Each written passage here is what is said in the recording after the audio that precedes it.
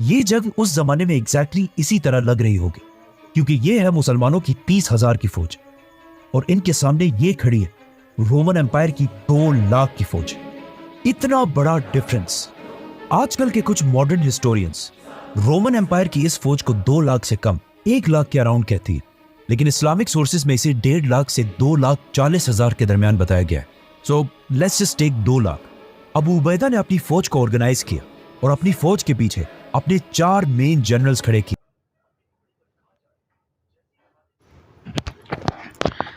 Hello दोस्तों, तो एक बार फिर स्वागत है आपका हमारे चैनल में। मैं हुशान, अस्सलाम वालेकुम, और मेरी वाइफ हैं। अस्सलाम वालेकुम। तो दोस्तों एक बार फिर एक बहुत ही बेहतरीन वीडियो, बहुत ही इंटरेस्टिंग वीडियो, और ये द कोहिस्तानी भाई की है। जैसे कि मैंने पहले ही आपको वीडियो में बताया है कि इनकी वीडियो बहुत ही कमाल की होती है। और ये इस वीडियो का टाइटल है जंगे यारमुक। जंगे यारमुक। उस टाइम हो सकता हो कोई जंग हुई हो यारमुक में। यारमुक क्या है हमको भी अभी पता नहीं है, ये क्या चीज़ है। यारमुक जगह का नाम है या कोई कबीले का नाम है, तो उस टाइम का पता नहीं है। और ये है, आगे टाइटल डाला हुआ है खालिद बिन वलीद। खालिद बिन वलीद में की भी इसमें स्टोरी है, ये उन्हीं से के साथ जुड़ा हुआ लगता है। तो अभी तक हम लोग ने ये वीडियो देखा नहीं है, और कोहिस्तानी भाई ने इसको पिछले महीने 3 दिन पहले ही डाला था। ये चीज़ 3 दिन या 4 दिन पहले ये डाला था, और माशाअल्लाह बहुत ही अच्छी वीडियो गई है। तो चलिए वीडियो को स्टार्ट करेंगे। और आप कुछ कहना चाहती हैं? आप देखी हैं इनकी? अभी तो फुल नहीं देखा है, तो अभी यारमुक क्या है, अभी मैं भी इसमें डिटेल नहीं जान पाई हूँ। तो चलिए दोस्तों वीडियो को स्टार्ट करते हैं, जानते हैं यारमुक क्या है, ये जंग क्या है, और खालिद बिन वलीद का भी नाम है इसमें। तो वीडियो को शुरू करते हैं बिना कोई टाइम गवाए। आप लोग भी बने रहिए। और दूसरी चीज़ दोस्तों, वीडियो को पूरा देखा कीजिए। वीडियो को आप आधा आधा भगा के मत देखिए, क्योंकि ये जानकारी बहुत ही अच्छी होती है, हदीस से भी होती है ये चीज़ें। तो वीडियो को पूरा देखा करिए। और चलिए पर वीडियो को शुरू करते हैं।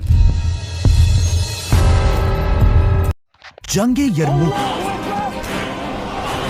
मुसलमानों की तारीख की सबसे बड़ी और सबसे फेमस जंग, जिसमें एक तरफ रोमन एम्पायर अपनी फुल ताकत के साथ 2 लाख की फौज लेकर खड़ी थी और दूसरी तरफ मुसलमान खालिद बिन वलीद की लीडरशिप में सिर्फ 30,000 मुसलमानों के साथ खड़े थे। बट वेट, खालिद बिन वलीद को तो इस जंग से पहले ही आर्मी चीफ के ओहदे से हटा दिया गया था, तो फिर वो इस जंग के लीडर आखिर बने कैसे? इस जंग की स्टोरी, जंगे यरमुक की स्टोरी, बहुत ही इंटरेस्टिंग होने वाली है। मुसलमानों ने पहले खलीफा अबू बकर रज़ियल्लाहु अन्हु के दौर में उस वक्त की सुपर पावर्स रोमन और पर्शियन एम्पायर से हड्डा ले लिया,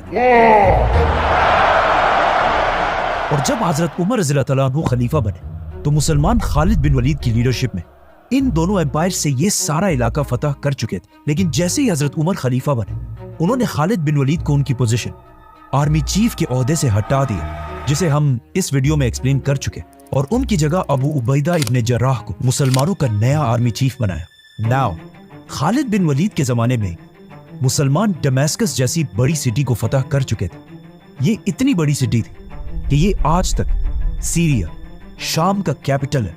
तो अबू उबैदा इब्न जर्राह की लीडरशिप में मुसलमान इस सिटी से भी आगे बढ़े और रोमन एम्पायर की एक दूसरी बहुत ही इंपॉर्टेंट सिटी तक पहुंचे, एमेसा, जिसे आज होम्स कहा जाता है। एमेसा कोई आम सिटी नहीं थी, इसकी लंबी लंबी दीवारें थी और इन दीवारों के सामने एक बहुत बड़ी नहर बनाई गई थी ताकि कोई इस सिटी के दीवारों तक ना पहुंच सके। अबू उबैदा की लीडरशिप में मुसलमानों ने इस सिटी को चारों तरफ से घेर लिया, लेकिन अब मसला यह था कि जब मुसलमान इस सिटी तक पहुंचे तो ये दिसंबर की सख्त सर्दी का मौसम था और यहाँ बहुत ज्यादा बर्फबारी हो रही, और मुसलमान तो सारे अरब के गर्म डेजर्ट से आए थे, तो वो इस सर्दी को बर्दाश्त नहीं कर सकते थे। काफी अरसा गुजरने के बाद भी मुसलमान इस सिटी को फतह नहीं कर सके, और आखिर एक दिन मुसलमानों ने फैसला किया कि अब हम और थक गए, तो वो इस सिटी को छोड़कर वापस जाने लगे। ये तारीख में पहली दफा था कि मुसलमान किसी जंग को छोड़कर वापस जा रहे थे। ये देखकर अमेसा का जनरल और अवाम बहुत खुश हुई और कहने लगे कि हमें पता था ये अरब इस सर्दी को बर्दाश्त नहीं कर पाएंगे। तो इस सिटी के जनरल ने अपनी फौज को मुसलमानों पर हमले का हुक्म दिया ताकि मुसलमानों को यहाँ से जल्दी भगा सके, जिसकी वजह से उसकी फौज किले से बाहर निकल आई और मुसलमानों का पीछा करने लगी।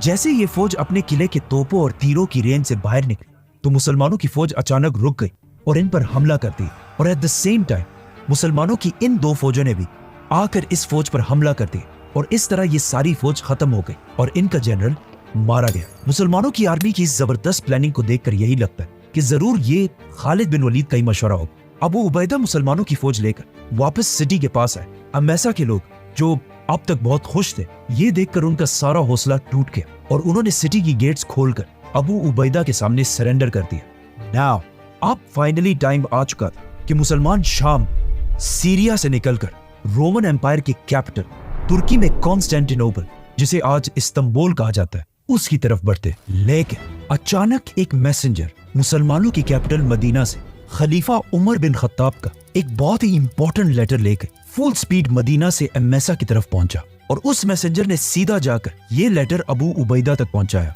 इस लेटर में बहुत ही एक अजीब बात लिखी थी। इसमें लिखा था कि बस इससे आगे मुसलमानों की फौज को बढ़ने की इजाजत नहीं है और ये क्लियरली लिखा हुआ था कि एम्मेसा के बाद कोई भी दूसरा इलाका फतह नहीं करना। End of course Abu Ubaida और मुसलमानों की सारी फौज ने हजरत उमर के इन ऑर्डर्स को बगैर किसी क्वेश्चन के मान ली। लेकिन अब हजरत उमर के इस ऑर्डर से एक बहुत बड़ा मसला ये हुआ कि मुसलमानों की फौज की स्पीड, जो इससे पहले ही खालिद बिन वलीद के हटाने से बहुत ही स्लो हो चुकी थी, अब ऑलमोस्ट खत्म हो गई और इतनी स्लो हुई कि इस मैप को देखें।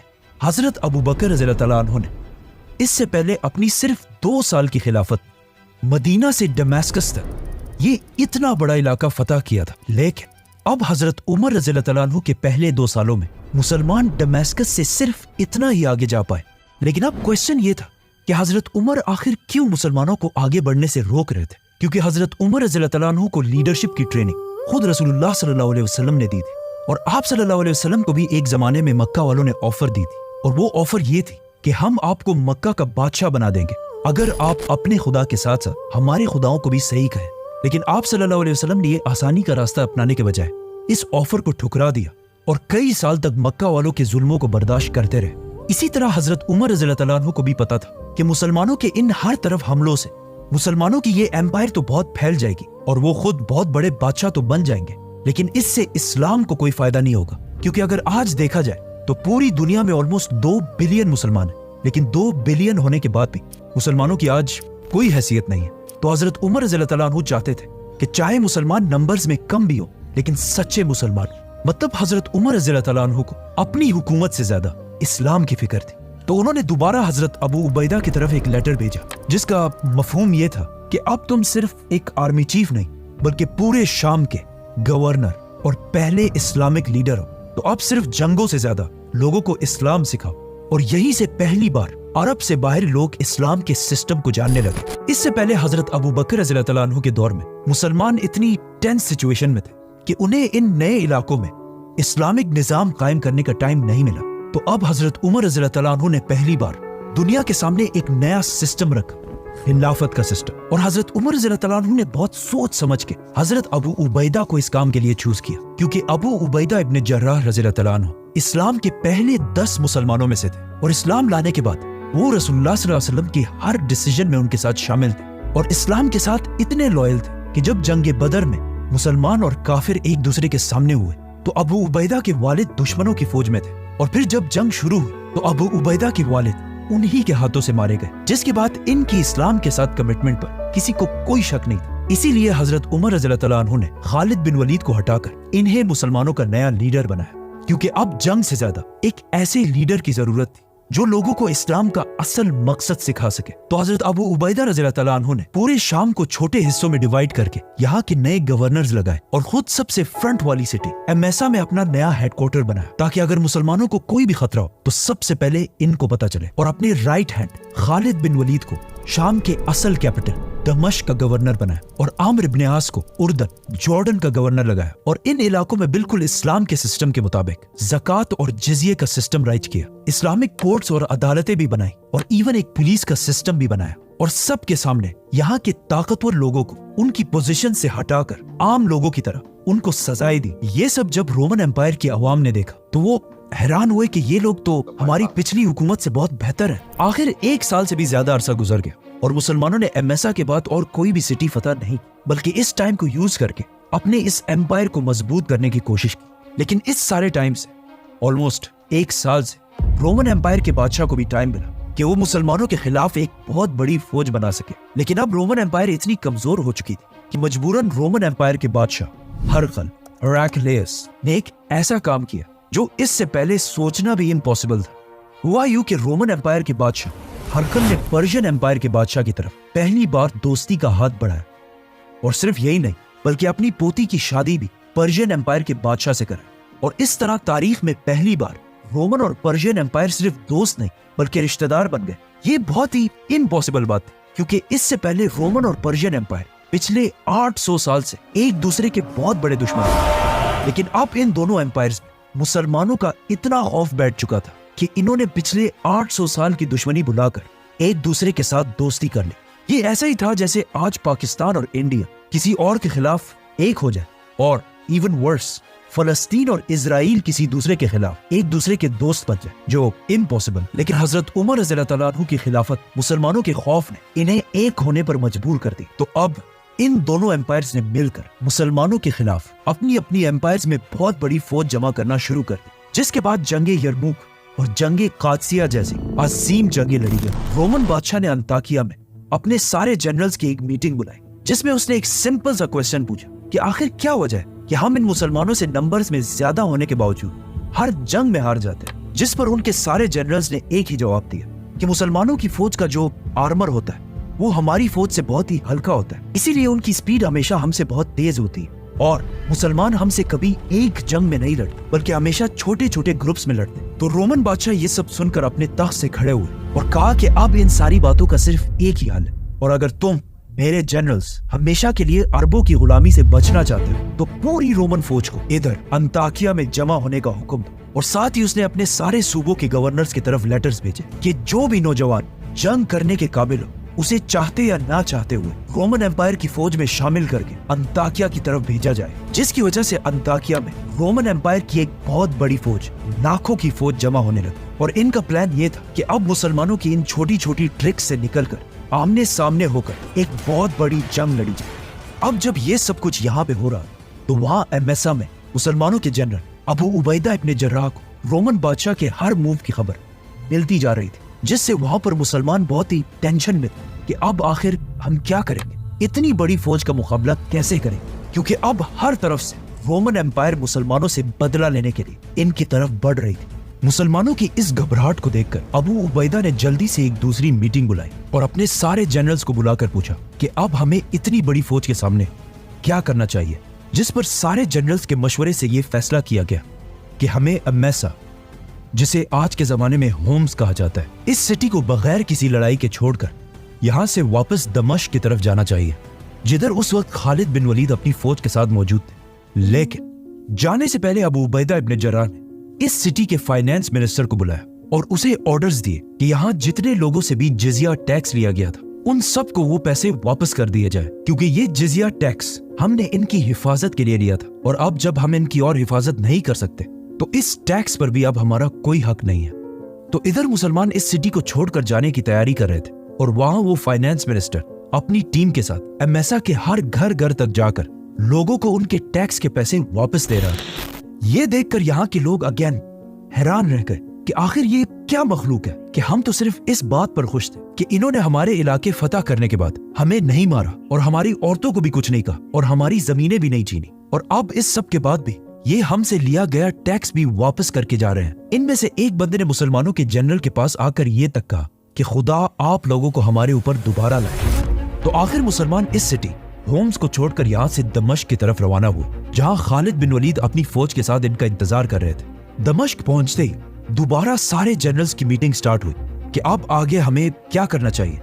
अब जब ये मीटिंग चल ही रही थी कि अचानक एक मैसेंजर जॉर्डन उर्दन से अम्र इब्न आस का लेटर लेकर अबू उबैदा के पास पहुंचा, और इस लेटर में लिखा था कि रोमन एम्पायर की फौज की ताकत को देखकर सिर्फ जॉर्डन में नहीं बल्कि हर तरफ बहुत सारे क्रिश्चियंस बगावत कर रहे हैं। और अब जब उन्होंने ये भी देखा कि मुसलमान उस फौज के डर से एमेसा छोड़कर वापस आ चुके हैं, तो उनका कॉन्फिडेंस और भी बढ़ चुका है और हर तरफ इन बगावतों को कंट्रोल करना बहुत मुश्किल हो चुका है। अब मुसलमान दोनों तरफ से फंस चुके थे, मतलब इनके सामने रोमन एम्पायर की 2 लाख की फौज इनके तरफ बढ़ रही थी और इनके पीछे हर तरफ लोग बगावतें कर रहे थे। तो मुसलमान जनरल्स को समझ आ गई थी कि अब यहाँ दमिश्क में रहना भी बहुत ही डेंजरस काम है। लेकिन दमिश्क इतनी बड़ी सिटी थी, मतलब ये फैसला इन जनरल्स ने नहीं बल्कि मदीना में खलीफा उमर बिन खत्ताब और उनके ministers Abdurrahman bin Auf, Usman और अली रज़ी अल्लाह अन्हु ने करना था। तो सिर्फ कुछ ही दिनों में डायरेक्ट मदीना से उमर बिन खत्ताब का लेटर दमिश्क पहुंचा, जिसमें लिखा था कि फैसला हो चुका है कि दमिश्क की इस सिटी को छोड़ दिया जाए, और सिर्फ दमिश्क को नहीं बल्कि पूरे शाम को छोड़ दिया जाए, और यहाँ से पीछे हटकर कोई ऐसी जगह जंग के लिए सेलेक्ट कर जिसकी लोकेशन ऐसी हो कि उसके पीठ के पीछे अरब का इलाका हो, ताकि पीछे से कोई बगावतें ना हो सके और हमारे सारे दुश्मन हमारी आंखों के सामने हो।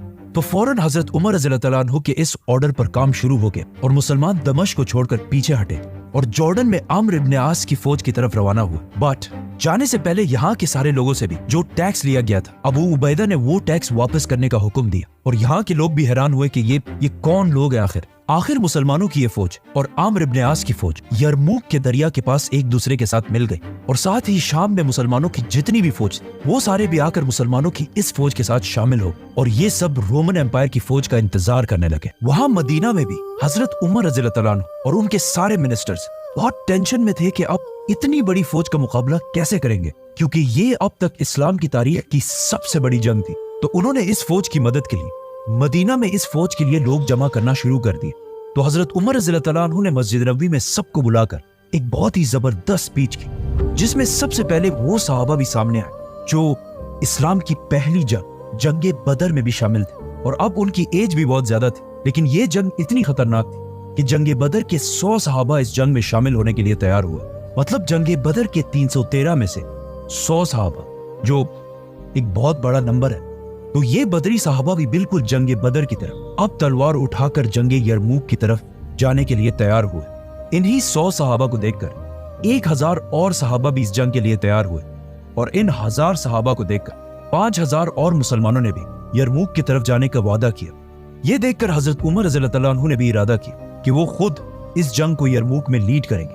लेकिन फिर बाकी सहाबा ने उन्हें समझाया कि ये जंग जीतना बहुत ही मुश्किल काम है, और कहीं ऐसा ना हो कि मुसलमान ये जंग हार जाए और खलीफा को भी नुकसान पहुंचे, तो इससे इस्लाम को बहुत बड़ा नुकसान होगा। तो आप इस जंग के लिए खुद मत जाएं। अब वहां यरमूक के मैदान में एक तरफ 2 लाख और दूसरी तरफ सिर्फ 30,000 की फौज खड़ी थी। लेकिन काफी दिन गुजरने के बाद भी इन दोनों फौजों में कोई भी एक दूसरे पर हमला नहीं कर रहा था, और कई हफ्तों तक रोमन कैंप से रात को शराब और पार्टीज की आवाजें आती रहती थी, और ऐसा लग ही नहीं रहा था कि ये लोग कोई जंग करने के लिए आए। तो ये देखकर खालिद बिन वलीद ने सोचा कि जरूर इसके पीछे कोई ना कोई साजिश चल रही हो। तो अचानक एक दिन रोमन जनरल वाहान का एक बंदा मुसलमानों के कैंप्स की तरफ आया और अबू उबैदा से कहा कि हम आपसे लड़ना नहीं चाहते, बल्कि आप लोगों के साथ एक डील करना चाहते हैं, तो आप अपना कोई स्ट्रॉन्ग जनरल कल हमारी तरफ भेजें। तो अबू उबैदा रज़ियल्लाहु अन्हु ने ऑफ कोर्स खालिद बिन वलीद को उनकी तरफ भेजा। जैसे ही खालिद बिन वलीद वहां पहुंचे तो रोमन जनरल ने उन्हें डराने के लिए अपनी फौज को फुल सीधी लाइन में खड़ा किया और फुल आर्मर के साथ भर दिया, ताकि मुसलमान जनरल के दिल में रोमन एम्पायर का खौफ बैठ जाए। बट ये लोग किसको डरा रहे थे? खालिद बिन वलीद को? I don't think so. Khalid bin Walid इन सारी चीजों को इग्नोर कर सीधा रोमन जनरल के पास पहुंचे। तो जनरल सारों के सामने खड़े हुए और अपनी स्पीच स्टार्ट की, जिसमें उन्होंने जीसस क्राइस्ट की कुछ तारीफ करने के बाद अपने बादशाह हरकल की तारीफ करना शुरू की और कहा कि हरकल रोमन बादशाह पूरी दुनिया का सबसे ताकतवर बादशाह है। और जब वो इसकी कुछ ज्यादा ही तारीफ करने लगा तो खालिद बिन वलीद ने उसे रोक दी और कहा, यस, मैं मानता हूं कि तुम्हारा बादशाह सबसे बड़ा बादशाह, हमारे बादशाह से भी बड़ा बादशाह, लेकिन जिस आदमी को हमने अपना लीडर बनाया वो असल में कोई बादशाह है ही नहीं बल्कि खलीफा है। और जिस दिन उसके दिल में बादशाह की थोड़ी सी भी ख्वाहिश पैदा हुई, हम उसको उसकी पोजीशन से हटा देंगे। और ये बात बिल्कुल सही थी, क्योंकि अगर देखा जाए तो यरमूक के मुसलमानों की इस फौज में खलीफा उमर बिन खत्ताब के अपने बेटे अब्दुल्ला बिन उमर भी शामिल थे, लेकिन किसी जनरल की हैसियत में नहीं, बल्कि एक आम सोल्जर की तरह। इसके अलावा पिछले खलीफा हजरत अबू बकर के बेटे अब्दुर्रहमान बिन अबू बकर भी इस जंग में एक आम सोल्जर की तरह शामिल। और इस फौज के जनरल सारे ऐसे लोग जिनका हजरत उमर रज़ियल्लाहु अन्हु के कबीले बनु अदी से दूर दूर तक कोई ताल्लुक नहीं। खालिद बिन वलीद ने ऑफ कोर्स इस मीटिंग में रोमन्स की सारी ऑफर्स को रिजेक्ट कर दी और वापस अपने कैंप्स की तरफ आए। बट एक मिनट, ये अजीब बात नहीं है कि रोमन्स 2 लाख होने के बाद भी मुसलमानों से जंग नहीं बल्कि डील करना चाहते। असल में ये सब कुछ झूठ। रोमन्स मुसलमानों से कोई डील नहीं बल्कि टाइम बाय करना चाहते थे। याद है हमने कहा था कि इस जंग से कुछ ही अरसा पहले रोमन और पर्शियन एम्पायर दोस्त ही नहीं बल्कि रिश्तेदार बन चुके थे और इन दोनों ने मुसलमानों के खिलाफ एक ही टाइम पर फौजें जमा करना शुरू कर दी। तो रोमन एम्पायर मुसलमानों से कोई डील नहीं बल्कि अपने दोस्त पर्शियन एम्पायर की फौज का इंतजार कर रही थी ताकि वो जल्दी रेडी हो और हम दोनों एक साथ ही मुसलमानों पर हमला करके इन्हें खत्म कर दें। तो ये डील सिर्फ एक बहाना था जिसका खालिद बिन वलीद को पहले ही अंदाजा हो चुका था। तो उन्होंने सीधा एक लेटर हजरत उमर रज़ियल्लाहु अन्हु की तरफ भेजा कि यहाँ पे ये सब कुछ चल रहा है। तो हजरत उमर रज़ियल्लाहु अन्हु ने पर्शियन एम्पायर में मुसलमानों की फौज की तरफ ऑर्डर्स भेजे कि किसी भी हाल में पर्शियन एम्पायर के साथ जंग मत करो बल्कि उनके साथ निगोशिएशन स्टार्ट करो कि हम आपसे और जंग नहीं करना चाहते और हम अपने इलाकों में वापस जा रहे हैं ताकि इससे पर्शियन एम्पायर की फौज स्लो हो जाए। And it worked. पर्शियन बादशाह ये सुनकर बहुत ही खुश हुआ और मुसलमानों से इन निगोशिएशंस में उनका बहुत टाइम वेस्ट होने लगा। तो इस तरह हजरत उमर रज़ियल्लाहु अन्हु ने जबरदस्त प्लानिंग से पर्शियन एम्पायर से जंग का खतरा थोड़ा डिले कर दिया। नाउ रोमन फौज यरमुक में अब भी पर्शियन फौज का इंतजार ही कर रही, लेकिन अचानक उन्होंने देखा कि मदीना से एक नई फौज ने आकर मुसलमानों की फौज को ज्वाइन कर लिया। ये वही 6000 की फौज थी जो हजरत उमर रज़ियल्लाहु अन्हु ने भेजी थी। लेकिन इस फौज को ऑर्डर्स दिए गए कि तुम सारों ने एक साथ यरमुक के मैदान में दाखिल नहीं होना बल्कि हर दिन छोटे छोटे ग्रुप्स 500 या 1000 लोगों ने इस मैदान में दाखिल होना है। जिससे बहुत बड़ा फायदा ये हुआ कि हर दिन रोमन एम्पायर सुबह उठती है और देखती है कि सामने एक नई फौज आकर मुसलमानों के साथ मिल जाती। तो आखिर रोमन जनरल वाहान ने सोचा कि अगर ऐसा ही चलता ना तो मुसलमानों को हराना बहुत ही मुश्किल हो जाएगा। तो आखिर एक दिन फाइनली ऑलमोस्ट एक महीने के बाद रोमन एम्पायर की फौज अपने कैंप्स को छोड़कर आगे बढ़ने लगी और बिल्कुल मुसलमानों के सामने आकर खड़ी हो गई। ये देखकर मुसलमानों ने भी अपनी सफ़ें सीधी की और दोनों फौजें जंग के लिए तैयार हो गई। इस एनिमेशन को देखें। ये जंग उस जमाने में एग्जैक्टली इसी तरह लग रही होगी क्योंकि ये है मुसलमानों की 30,000 की फौज और इनके सामने ये खड़ी है रोमन एम्पायर की 2 लाख की फौज। इतना बड़ा डिफरेंस। आजकल के कुछ मॉडर्न हिस्टोरियंस रोमन एम्पायर की इस फौज को 2 लाख से कम 1 लाख के अराउंड कहती है, लेकिन इस्लामिक सोर्सेज में इसे 1.5 लाख से 2,40,000 के दरमियान बताया गया है। So let's just take 2 lakh. Abu Ubaida ने अपनी फौज को ऑर्गेनाइज किया और अपनी फौज के पीछे अपने 4 मेन जनरल्स खड़े किए, आमिर बिन आस, शुराहबील, खालिद और यजीद बिन अबी सुफियान। जंग से सिर्फ एक रात पहले अबू उबैदा ने अपने सारे जनरल्स की एक मीटिंग बुलाई और इन सब ने मिलकर जंग की प्लानिंग करना शुरू की। अब जब ये सारे इस जंग की प्लानिंग कर रहे थे तो अचानक अबू उबैदा रज़ियल्लाहु अन्हु ने कहा कि आप सबका इस बारे में क्या ख्याल है कि हम सिर्फ इस जंग के लिए लीडर को बदल दें, मतलब मेरी जगह खालिद बिन वलीद को इस जंग का लीडर बनाएं और आर्मी चीफ मैं ही हूं क्योंकि हम खलीफा के ऑर्डर्स के खिलाफ नहीं जा सकते, लेकिन सिर्फ इस जंग के लिए। What do you think? इस पर सारे जनरल्स ने कहा कि ये क्या बात कही आपने, ये तो हम सब भी सोच रहे थे और जंग का असल मजा तो अब आएगा, क्योंकि इन सब को पता था कि इस जंग में खालिद बिन वलीद जैसे दिमाग की बहुत सख्त जरूरत पड़ेगी। तो अगले दिन मतलब जंग यरमुक के पहले दिन अबू उबैदा इब्न जर्राह अपनी पोजीशन से नीचे आए और आम जनरल्स की रैंक्स में खड़े हो गए और खालिद बिन वलीद पीछे आकर दोबारा आर्मी चीफ की पोजीशन पर खड़े हो गए और जंग शुरू हुई। इस जंग में वो सारे ही बड़े सहाबा मौजूद थे जिनका नाम हम अहादीस और हिस्ट्री में बार बार सुनते रहते। फॉर एग्जाम्पल अबू जर गफ्फारी, अबू हुरैरा, अब्दुल्लाह बिन उमर, अबू अयूब अंसारी और 70 साल की उम्र में अम्मार बिन यासिर, जिनके माँ बाप इस्लाम के पहले शोहदा थे, ये सब इस जंग में मौजूद। और अबू बकर, उमर और उस्मान रज़ियल्लाहु अन्हु के बेटे भी इस जंग में शामिल थे। जंग का पहला दिन 15 अगस्त साल 636 था, मतलब हजरत उमर रज़ियल्लाहु अन्हु की खिलाफत को 2 साल हो चुके थे। रोमन फौज ने नंबर्स में ज्यादा होने की वजह से पहले मुसलमानों पर हमला कर दिया और बहुत देर तक लड़ाई हुई, लेकिन इस दिन दोनों फौजों को कोई खास नुकसान नहीं हुआ क्योंकि दोनों ही फौजें एक दूसरे की ताकत और हिम्मत को टेस्ट कर रहे थे। और शाम होते ही दोनों फौजें अपनी अपनी पोजीशंस पर वापस चली गई। इस जंग में एक रोमन सोल्जर जॉर्ज भी शहीद हुआ, शहीद क्योंकि जंग से पहले ही जॉर्ज रोमन आर्मी को छोड़कर इस्लाम कबूल करके मुसलमानों के साथ शामिल हो गए और अपने इस्लाम के पहले ही दिन शहीद हो गए।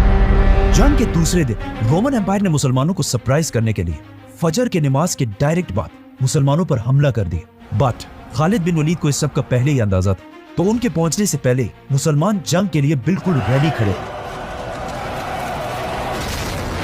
इस बार रोमन्स ने बिल्कुल जोर से हमला किया और आखिर थोड़ी जंग के बाद मुसलमानों की राइट साइड पर, जिसे आम्र बिन आस लीड कर रहे थे, इतना प्रेशर पड़ा कि वो आहिस्ता आहिस्ता मेन लाइन से पीछे हटने लगे और आखिर इतना पीछे तक आ गए कि बिल्कुल मुसलमानों के कैंप्स तक पहुंच गए, जहां मुसलमानों की औरतें और फैमिलीज मौजूद थी। क्योंकि मुसलमान पिछले 3 सालों से रोमन एम्पायर के अंदर रह रहे थे, तो इनके साथ इनकी फैमिलीज भी अरब को छोड़कर यहीं पर आबाद हो चुकी थी।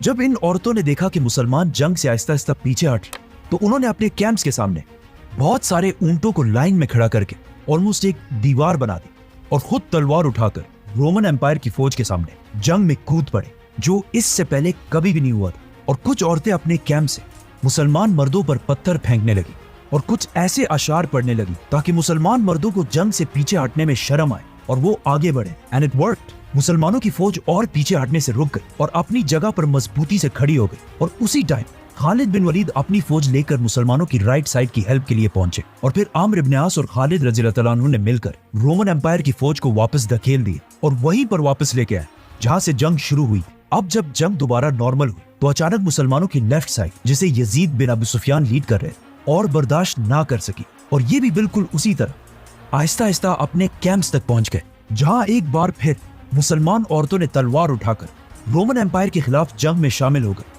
और बाकी औरतें फिर इन पर पत्थर फेंकने लगे और कुछ ऐसी पोएट्री करने लगे जिससे मुसलमानों का हौसला बढ़ सके। और कहा जाता है कि इन औरतों में से एक हिंदा भी थी, जिन्होंने जोर से एक पत्थर अबू सुफियान की तरफ फेंका और कहा कि अब जाकर अपने उन गुनाहों को साफ करो जो तुमने इस्लाम लाने से पहले किए थे। इस सब के बाद ये फौज भी अपनी जगह पर स्टेबल हो गई। तो ये देखकर Khalid bin Waleed again right side से फुल स्पीड लेफ्ट साइड की मदद के लिए अपनी फौज के साथ दोबारा पहुंचे और फिर इस फौज को भी पीछे हटाकर जंग दोबारा वही ले गए जहां से शुरू हुई। और फिर थोड़ी देर शाम होने के बाद रोमन फौज विदाउट गेनिंग एनीथिंग वापस अपने कैंप्स की तरफ चली गई। यरमुक के तीसरे दिन रोमन एम्पायर ने दोबारा मुसलमानों पर हमला किया और अगेन थोड़ी सी जंग के बाद उसी तरह मुसलमानों की राइट साइड दोबारा पीछे हटने लगी। लेकिन इन्हें इस बार ऑर्डर्स दिए जा चुके थे कि पिछले दफा की तरह सीधी लाइन में पीछे नहीं हटना, बल्कि एक स्पेसिफिक एंगल में हटना है ताकि रोमन्स की पूरी फौज 2 में डिवाइड हो जाए और खालिद बिन वलीद सेंटर से इन पर हमला कर सके। तो मुसलमान फौज ने भी एग्जैक्टली ऐसा ही किया। इसी तरह मुसलमान और रोमन्स शाम तक लड़ते रहे और दोनों साइड से बहुत सारे लोग मारे गए और शाम होते ही रोमन फौज दोबारा अपने कैंप्स की तरफ वापस चली गई। जंग यरमुक का चौथा दिन इस जंग का सबसे खतरनाक दिन था, जिसे आज भी the day of lost eyes कहा जाता है। इस बार रोमन जनरल वाहान ने अपनी स्ट्रेटजी बिल्कुल बदल दी और सुबह होते ही सिर्फ अपनी लेफ्ट साइड की फौज को मुसलमानों पर हमले का हुक्म दिया और दूसरी फौज को आहिस्ता आहिस्ता लेकर आगे बढ़ने लगा। वाहान का यह प्लान बहुत ही जबरदस्त था, क्योंकि कुछ ही देर के बाद अगेन मुसलमानों की राइट साइड जंग से पीछे हटने लगी। खालिद बिन वलीद ने यह देखकर सिचुएशन संभालने के लिए अबू उबैदा और यजीद को हुक्म दिया कि यही खड़े रहने के बजाय तुम रोमन फौज पर हमला कर दो, और खुद राइट साइड पर मुसलमानों की मदद के लिए पहुंचे। अबू उबैदा और उसकी फौज ने आगे जाकर रोमन एम्पायर को काफी देर तक रोका रखा और काफी देर तक जंग इसी तरह चलती रही। आखिर रोमन जनरल ने अपने आर्चर्स को आगे किया और उन्होंने अबू उबैदा की फौज पर तीर बरसाना शुरू कर दिया, जिससे बहुत सारे मुसलमान शहीद हुए और जो मुसलमान बच गए उनमें से 700 लोगों के आंखों में तीर लगी, जिससे वो ऑलमोस्ट ब्लाइंड हो गए, जिससे मजबूरन अबू उबैदा की फौज आहिस्ता आहिस्ता पीछे हटने लगी। अब चौथे दिन पहली बार मुसलमानों की राइट और लेफ्ट दोनों फौजें इतने पीछे चली गई कि दोनों फौजें अपनी कैंप्स तक पहुंच गई और वहां एक बार फिर औरतों ने अपने कैंप से निकलकर तलवार उठाकर रोमन एम्पायर के खिलाफ लड़ना शुरू कर दिया और बाकी औरतों ने दोबारा मुसलमानों पर पत्थर फेंकना शुरू कर दिए ताकि उनकी अरब गैरत जाग सके। यरमुक के इस जंग में मुसलमान औरतों के इस रोल से बाद में एक मुसलमान सोल्जर ने यह भी कहा कि उस दिन यरमुक के दिन हमें रोमन एम्पायर की फौज से इतना डर नहीं लगता जितना इन औरतों की बातों और पत्थरों से लगता था। इसी तरह मुसलमानों की फौज रोमन एम्पायर से बहुत छोटी होने के बाद भी अपनी जगह पर मजबूती से खड़ी हो गई, जिस पर रोमन सोल्जर्स भी हैरान थे कि हम इनसे इतना ज्यादा होने के बाद भी इन्हें आखिर क्यों पीछे नहीं हटा पा रहे। और आखिर कुछ ही देर बाद शाम हो गई और रोमन फौज 2 लाख होने के बावजूद अब तक कुछ हासिल ना कर सकी और मजबूरन उन्हें जंग से पीछे हटना पड़ा। रोमन एम्पायर की फौज और जनरल का ख्याल था कि ये ज्यादा से ज्यादा 1 या 2 दिन की लड़ाई होगी, लेकिन मुसलमानों के हौसले और जज्बे को देखकर रोमन एम्पायर का मोराल बिल्कुल डाउन हो गया। मुसलमानों को भी इस चौथे दिन सबसे ज्यादा नुकसान हुआ और जब मुसलमान अपने शहीदों को जंग से उठाने के लिए गए तो उन्हें इन्हीं शहीदों में से इकरमा बिन अबू जहल भी मिला, जो इस जंग में बहुत बहादुरी से लड़े थे और जंग के दरमियान ही शहादत की कसम उठा चुके थे। मतलब कितनी अजीब बात। ये इकरमा अबू जहल का बेटा था, जो इस्लाम का सबसे बड़ा दुश्मन था, और अब उसी अबू जहल के बेटे ने इस्लाम के लिए अपनी जान भी कुर्बान कर दी थी।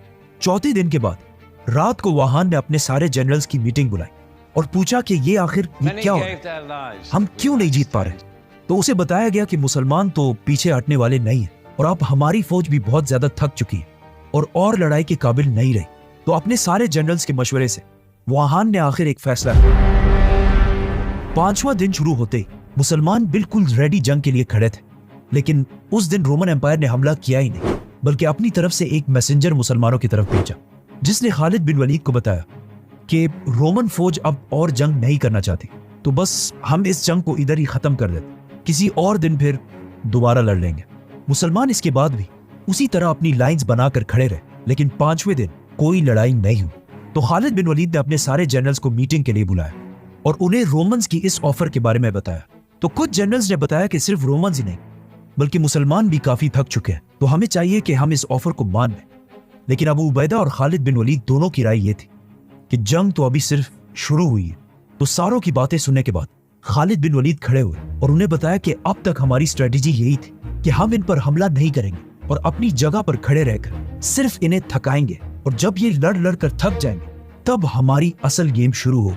तो खालिद बिन वलीद ने रोमन जनरल की ऑफर रिजेक्ट कर दी और सारी मुसलमानों की फौज को हमले के लिए रेडी रहने का हुक्म भेजा।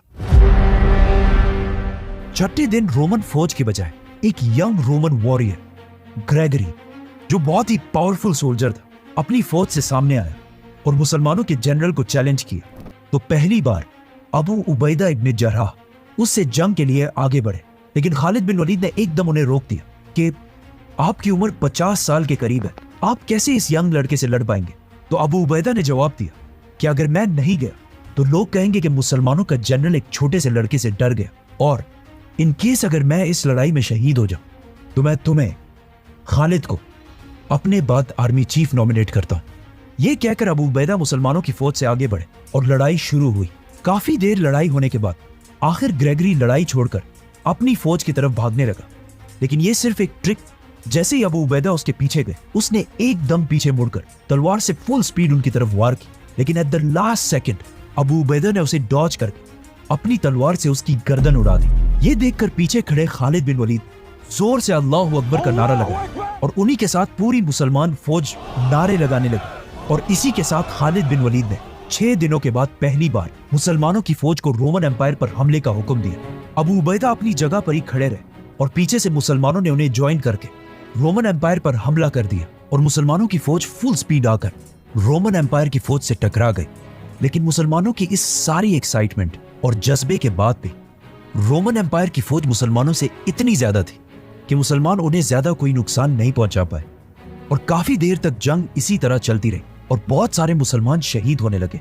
और आहिस्ता आहिस्ता ऐसा लगने लगा कि खालिद बिन वलीद ने यह हमला करके बहुत बड़ी गलती की है, क्योंकि अब यहां से पीछे जाना भी इम्पॉसिबल था। रोमन जनरल वाहान भी खालिद बिन वलीद की इस गलत स्ट्रेटेजी को देखकर बहुत खुश हुआ और मुसलमानों की तरफ देखकर मुस्कुराने लगा। लेकिन अचानक उसने देखा कि खालिद बिन वलीद अपने घोड़े पर अकेले मुसलमानों की राइट साइड पर फुल स्पीड भागने लगा। लेकिन उसने सोचा कि अकेले ये एक शख्स हमारा क्या बिगाड़ लेगा।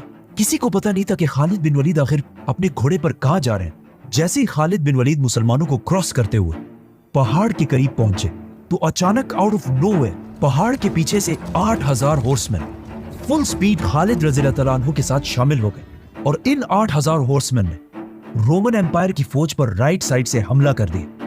अब इसका किसी को पता नहीं था। जंग से एक रात पहले ही खालिद बिन वलीद ने इन 8000 हॉर्समैन को इस पहाड़ के पीछे भेजा था और इन्हें ऑर्डर्स दिए थे कि जब तुम मुझे अपने घोड़े पर फुल स्पीड भागता हुआ देखो तो यही तुम्हारा हमला करने का सिग्नल है।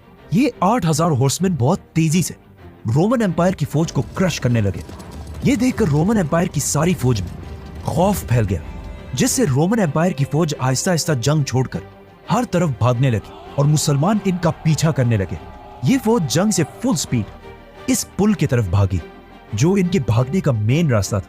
लेकिन जैसे ही ये फौज पुल के करीब पहुंची, उन्होंने देखा कि यहां भी पहले से मुसलमान फौज का एक डिवीजन खड़ा है और इन्हें भी एक रात पहले खालिद बिन वलीद ने इस फौज से छुपाकर पीछे ब्रिज के पास खड़ा किया था। मतलब खालिद बिन वलीद की कैलकुलेशंस इतनी पावरफुल थी कि उन्हें पता था कि ये जंग तो मैं जीत जाऊंगा, लेकिन जंग हारने के बाद जब रोमन्स भागेंगे तो मैं इन्हें भागने भी नहीं दूंगा। और कहा जाता है कि जब खालिद बिन वलीद ने यह मंजर देखा तो उन्होंने थोड़ी देर के लिए अपनी आंखें बंद की और अल्लाह का इस अजीम फतह पर शुक्रिया अदा किया और फिर अपनी आंखें खोलकर सबसे पहले पूछा कि वाहान किधर है। तो उन्हें बताया गया कि वाहान तो यहाँ से भाग चुका है।